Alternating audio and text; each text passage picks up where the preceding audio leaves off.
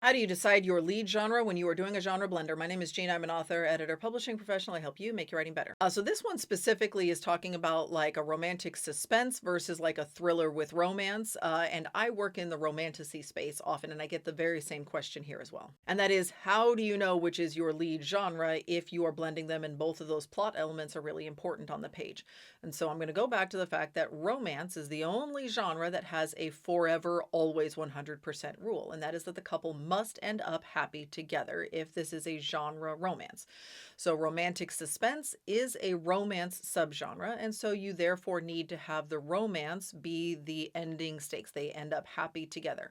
Same thing in romantasy, or if we call it like fantasy romance, in which they have romance as the central genre, that is the lead genre, and when it push comes to shove, and your character has to decide, is she going to save the world or is she going to save the guy?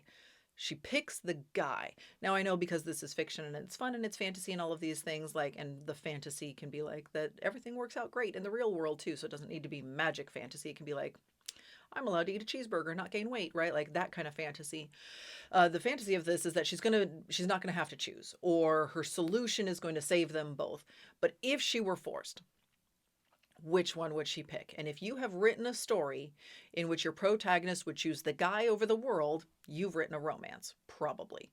So make sure that your stakes match up with the rest of the story. Now, here, this person asked for romance as part of a thriller, and that is totally okay.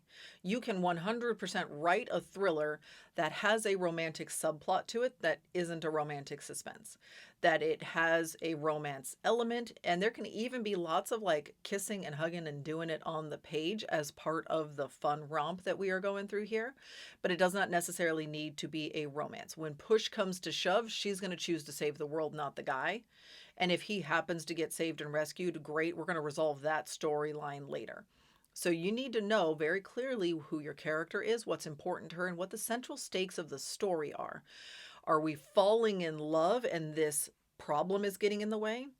Or are we solving this problem and we happen to fall in love along the way? That's how you're going to decide.